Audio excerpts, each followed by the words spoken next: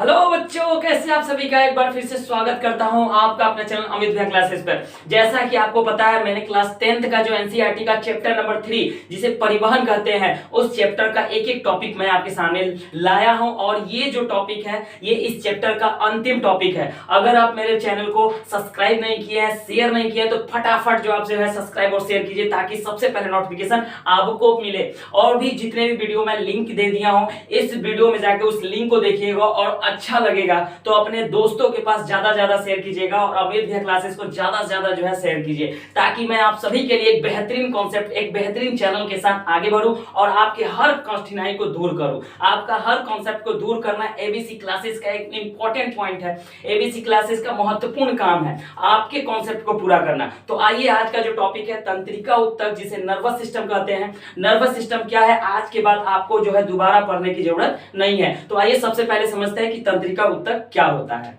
आइए बच्चों, अब समझते हैं कि तंत्रिका उत्तक यानी नर्वस सिस्टम क्या होता है। नर्वस सिस्टम आपके भी शरीर में है, लेकिन अभी तक कई क्लास किए लेकिन अभी समझ में नहीं आया। तो आइए मैं आपको समझाने का प्रयास करता हूं तंत्रिका उत्तक क्या होता है, नर्वस सिस्टम क्या होता है। देखिए, सबसे पहले आप समझिए कि तंत्रिका उत्तक हमारे शरीर में काम क्या करता है, क्या कार्य करता है। आखिर कोई ना कोई इसका तक काम होवे करेगा। तो देखिए, ई क्या करता है कि हम जो सोचते हैं, हम जो समझते हैं, हम जो याद करते हैं, हमारा जो शरीर जो है संतुलन बनाए रखता है, ये कौन करता है? ये हमारा तंत्रिका उत्तक करता है कि नहीं करता है। जितना भी शरीर में टेम्परेचर होता है, तापमान, ठंडा, गर्म, ये सब किसके ज्यादा महसूस होता है, किसकी मदद से? तो ये सब तंत्रिका उत्तक से। तो मैंने इस वीडियो में तंत्रिका उत्तक के जितने भी अच्छे टॉपिक हैं, जितने भी कॉन्सेप्ट है, ताकि आपका नर्वस सिस्टम क्लियर हो जाए। और चाहे वो बोर्ड एग्जाम हो, चाहे कोई भी कॉम्पिटिटिव एग्जाम हो, यहां से एक क्वेश्चन पूछा जाता है। तो क्या समझे तंत्रिका उत्तक क्या है? देखिए, इस लाइन को देखिएगा।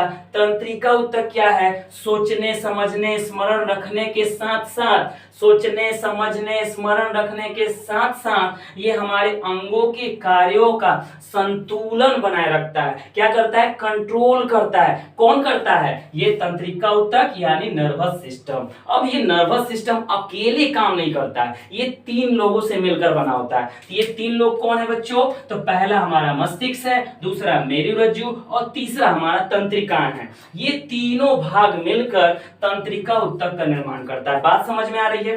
नेक्स्ट देखिए यहाँ पे, अब ये तंत्रिका उत्तक दो तरह से कार्य करता है। एक कार्य करता है ऐच्छिक, जो हमारी इच्छा के अनुसार होगा, और दूसरा होता है अनैच्छिक, जो हमारी इच्छा के अनुसार नहीं होगा। जैसे कि देख रहे हैं, तंत्रिका उत्तक दो तरह से कार्य करता है, एक ऐच्छिक और एक अनैच्छिक।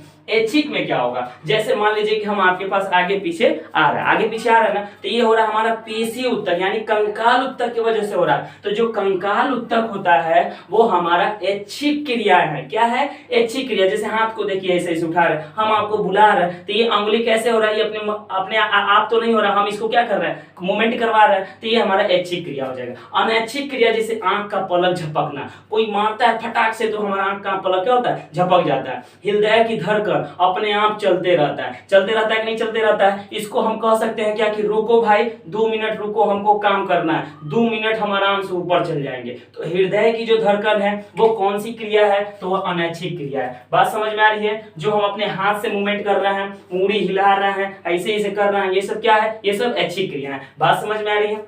नेक्स्ट क्या है कि तंत्रिका उत्तक की जो सबसे वेरी इंपॉर्टेंट बात है, आपसे हर बार एग्जाम में क्वेश्चन पूछा जाता है कि तंत्रिका उत्तक की जो इकाई होती हैं उसे हम क्या कहते हैं? तो याद रखिएगा, न्यूरॉन, या उसे हम कह सकते हैं तंत्रिका कोशिका। तो तंत्रिका इकाई, तंत्रिका उत्तक की सबसे छोटी जो इकाई होती है वो क्या होती है? न्यूरॉन या तंत्रिका कोशिका। और सबसे याद रखने वाली बात है कि मनुष्य के शरीर में सबसे लंबी कोशिका, यानी जीव जंतु के शरीर में सबसे लंबी कोशिका जो है वो तंत्रिका कोशिका होती है। इस बात को याद रखिएगा। अब न्यूरॉन को क्या किया गया? 3 भाग में बांट दिया गया। कितने भाग में? 3 भाग में। पहला साइटोन, दूसरा डेंड्रॉन और तीसरा एक्सॉन। अब ये सब का कार्य क्या है? अलग अलग अब आपको फिगर के माध्यम से समझाएंगे, ताकि आपको याद करने की जरूरत नहीं है। तो आइए अब समझते हैं फिगर के माध्यम से।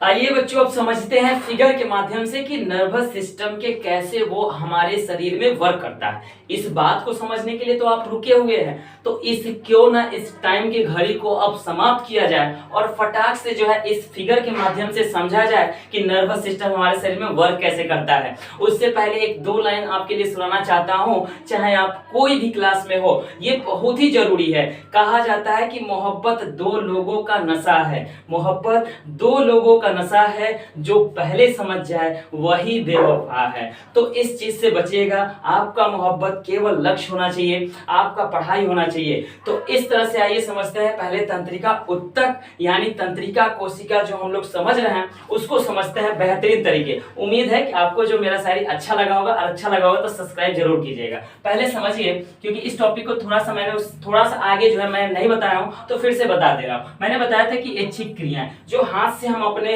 उद्देश्य की पूर्ति के लिए देखिए मूवमेंट कर रहे हैं हाथ में, तो ये ऐच्छिक क्रिया है। लेकिन हृदय का जो मूवमेंट है वो ऐच्छिक नहीं है, हम उस पर चाह कर भी उसको हम रोक नहीं सकते हैं, तो वो हो गया अनैच्छिक। और हम अपने हाथ से जो मूवमेंट कर रहे हैं, पैर से मूवमेंट कर रहे हैं, मुड़ी जैसे कर रहे हैं, ये क्या होगा? ऐच्छिक। तो ऐच्छिक पेशी का जो नियंत्रण होता है वो सेरिब्रम में होता है। क्या होता है ऐच्छिक पेशी का नियंत्रण? सेरिब्रम में। और जो अनैच्छिक क्रिया का जो नियंत्रण होता है, जैसे टेम्परेचर जो है कम होना, अधिक होना, ये सब का कंट्रोलिंग कौन करता है? तो हमारे मस्तिष्क में ही पाया जाता है, हाइपोथैलेमस। इस बात को याद रखिएगा। नेक्स्ट आइए, ये देख रहे हैं कि आप कुछ इस तरह का जो है, मैं स्पेशल जब फिगर बना के बताता हूं तो उसमें वेरी वेरी इंपॉर्टेंट बात को रखता हूं, तो इसको भी मैं बताऊंगा। पहले अब आज ये सबसे ज्यादा इंपॉर्टेंट बात क्या है। अब नेक्स्ट क्या कर रहा है? नेक्स्ट है कि न्यूरॉन का निर्माण जो है वो कैसे होता है। तो न्यूरॉन का जो निर्माण होता है वो भ्रूण के एक्टोडर्म से होता है। ये कई बार एग्जाम में क्वेश्चन पूछे गए हैं कि न्यूरॉन का निर्माण होता है किसके द्वारा होता है, तो एक्टोडर्म याद रखिएगा। किसके द्वारा? एक्टोडर्म। और मैंने बताया था कि न्यूरॉन को जो है तीन भागों में बांटा गया है, बेसिकली तीन भागों में बांटा गया। उस तीन भाग को ही मैं पूरा तंत्रिका कोशिका यानी तंत्रिका तंत्र को समाप्त कर दूंगा उस तीन भागों के द्वारा, और फिर फिगर को समझा दूंगा। अब आइए समझते हैं, देखिए साइटोन क्या होता है। इस फिगर में देखिए कि साइटोन क्या है। ये जो आप भाग देख रहे हैं, ये पूरी भाग को हम लोग क्या बोलते हैं? साइटोन है ना। देखिए इस साइटोन में केंद्रक पाया जा रहा है इसमें, तो उसी बात को तो मैं यहाँ लिख दिया हूं कि साइटोन में क्या पाया जाएगा? केंद्रक पाया जाएगा। केंद्रक में कोशिका द्रव्य होगा कि नहीं होगा? देखिए ये सब जो दाने दाने देख रहे हैं वो क्या है? वो एक प्रकार का द्रव्य है। अब वो द्रव्य है क्या, उसको क्या बोलते हैं, ये भी कई बार क्वेश्चन पूछे जाता है, तो मैंने नेक्स्ट पॉइंट में भी इसको समझाने का प्रयास किया है। इसमें कहा गया कि कोशिका द्रव्य में प्रोटीन, ये जो छोटे छोटे कण दिख रहे हैं वो एक प्रकार का छोटे छोटे कण किस रूप में है? प्रोटीन के रूप में है। तो उस कण को क्या कहा जाता है? उसे हम निसेल्स कण के नाम से जानते हैं। क्या कहते हैं? निसेल्स कण के रूप में जानते हैं। थर्ड पॉइंट जो है सबसे ज्यादा इंपॉर्टेंट है, और ये एग्जाम में पूछा गया है, वो एसएससी के एग्जाम में मैंने देखा है प्रैक्टिस सेट क्वेश्चन में जो पूछा गया है कि बार बॉडी क्या होता है। देखिए बार बॉडी केवल स्त्रियों में पाया जाता है। किसमें पाया जाता है? केवल स्त्रियों में। मैंने थर्ड पार्ट देखे पॉइंट को, बहुत ही बेहतरीन, बहुत इंपॉर्टेंट है। पूछा जाएगा कि बार बॉडी जो है वो क्या होता है और पुरुषों में पाया जाता है कि स्त्रियों में, तो इस पॉइंट को याद रखिए, केवल स्त्रियों में पाया जाता है। बार बॉडी है क्या? एक्स गुणसूत्र जब एक से अधिक हो जाते हैं उसे ही हम बोलते हैं बार बॉडी। तो मैं फीमेल में आपको पता होगा कि एक्स गुणसूत्र पाया जाता है कि नहीं? अब पुरुष में क्या पाया जाता है? एक्स वाई पाया जाता है। तो मैंने क्या बताया कि बार बॉडी क्या होता है? जिसमें एक्स गुणसूत्र एक से अधिक होते हैं। इसमें तो ऐसा है ही नहीं, कोई गुणसूत्र एक से अधिक नहीं है, तो बार बॉडी केवल किसमें पाया जाएगा? स्त्रियों में। अब थोड़ा सा बेसिक कॉन्सेप्ट को समझिएगा। एक स्त्रियों में जो एक्स ये गुणसूत्र होता है इसे हम बोलते हैं हेट्रोक्रोमेटिन। क्या बोलते हैं? हेट्रोक्रोमेटिन। और दूसरा जो एक्स गुणसूत्र होता है इसे बोलते हैं इयोक्रोमेटिन। तो हेट्रोक्रोमेटिन क्या होता है? वो इनएक्टिव होता है, वो मरा हुआ होता है, उसका कोई वर्क नहीं होता है। और जो ये दूसरा वाला एक्स गुणसूत्र है जिसे हम लोग इयोक्रोमेटिन बोलते हैं, ये एक्टिव होता है। क्या होता है? ये एक्टिव होता है। तो इस बात को आप समझ गए। बार बॉडी क्या होता है ये क्लियर हो गया। एक्स गुणसूत्र जो होते हैं वो एक से अधिक होंगे तो उसे हम क्या कहेंगे? बार बॉडी कहते हैं, और ये केवल फीमेल में पाया जाएगा। नेक्स्ट आते हैं डेंड्रॉन में। तो आप फिगर में देखिए कि डेंड्रॉन है क्या। तो ये डेंड्रॉन आप पतला जो ये धारी देख रहे हैं, ये जो साइटेन आगे चलकर पतला हो जा रहा है, देखिए ये साइटोन आगे चल के क्या हो जा रहा है? पतला हो जा रहा है। तो इस पतले भाग को हम लोग क्या बोलते हैं? डेंड्रॉन बोलते हैं। तो अगर आपसे कोई क्वेश्चन पूछेगा कि डेंड्रॉन क्या होता है, तो साइटोन आगे चल के जो पतला भाग हो जाता है उस पतले भाग को हम लोग क्या कहते हैं? डेंड्रॉन कहते हैं। तो आइए इस पॉइंट को समझते हैं। तो साइटोन से निकले पतले तंतु को, देखिए ये पूरे भाग को साइटोन कहेंगे। साइटोन आगे चल के किसमें बदल जा रहा है? डेंड्रॉन में। और यही डेंड्रॉन आगे चल के डेंड्राइट्स में बदल जाता है। बात समझ में आ रही है? देखिए यही डेंड्रॉन आगे चल के किसमें बदल गया? ये जितने भी पार्ट आपको दिखाई दे रहा है ये सब डेंड्राइट्स है। क्या है? ये सब डेंड्राइट्स है। तो डेंड्राइट किसे कहेंगे? डेंड्रॉन से जो भाग छोटे छोटे पतले पतले भाग निकल जाते हैं इसको हम लोग क्या कहते हैं? इसको डेंड्राइट्स कहते हैं, और इस पतला वाले भाग को डेंड्रॉन कहते हैं। ये बात आपको समझ में आ रही है? अब आइए तीसरा थर्ड पॉइंट है एक्सॉन। एक्सॉन क्या होता है? ये बहुत इंपॉर्टेंट है।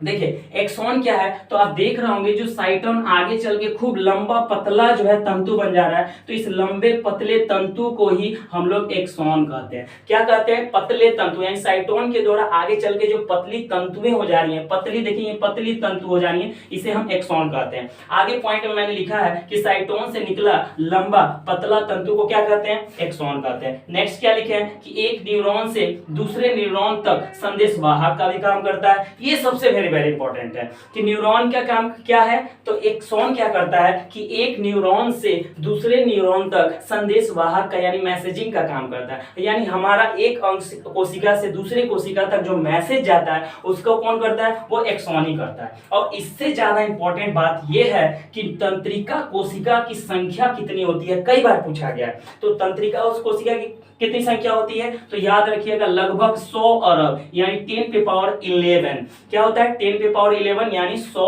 अरब। अब इसकी संख्या सबसे ज्यादा हमारे शरीर में कहां होती है? ये तो बात आपको जाननी जरूरी होगी। तो ये इसकी तंत्रिका कोशिका की जो संख्या होती है सबसे ज्यादा, यहां देखिएगा क्या है? सबसे ज्यादा कहां होती है? मस्तिष्क में। हमारे किसमें होते हैं? मस्तिष्क में। बात समझ में आ रही है? तो इस फिगर के द्वारा आपको समझ में आ गया। आगे देखना है कि ये तंत्रिका यानी ये जो एक्सॉन है इसके इस भाग को हम लोग क्या बोलते हैं? इस भाग को हम लोग न्यूरिलेमा बोलते हैं। और ये जो भाग बीच में जाकर गड्ढा खाली स्थान हो जा रहा है तो इसको हम लोग रेनवियर के नोड बोलते हैं। और इसके अंदर जो भरा हुआ है उसको हम लोग मज्जा हुआ कहते हैं। बात समझ में आ रही है? एक पॉइंट अभी इसको समझिए कि हमारे शरीर में जो आवेग होते हैं, संदेश होते हैं, वो किस दिशा से किस दिशा के हो जाते हैं। तो इस पॉइंट को याद रखने की जरूरत है कि हमारे शरीर में जो आवेग होता है वो हमेशा एक्सॉन से डेंड्राइट्स की ओर जाता है। बच्चों याद रखिएगा, एक्सॉन से डेंड्राइट्स की ओर, ना कि डेंड्राइट से एक्सॉन की ओर। इस पॉइंट को याद रखिएगा। तो उम्मीद करेंगे कि ये जो है तंत्रिका तंत्र जो है आपका क्लियर हुआ होगा। अगर क्लियर हुआ होगा तो अपने भाई को अमित भैया क्लासेस को ढेर सारा सब्सक्राइब कीजिए और शेयर कीजिए, ताकि मैं ऐसे ही पॉइंट जो है आपके लिए लाता रहूं, कॉन्सेप्ट क्लियर करता रहूं। बस इस चैनल का मेन उद्देश्य है एनसीईआरटी को कवर करना, और वो 6 से लेकर 10 तक जितनी भी एनसीईआरटी बुक्स हैं मैं उसको क्लियर करूंगा। उम्मीद करूंगा कि मेरा वीडियो आपको अच्छा लगा होगा। इसी के साथ जय हिंद।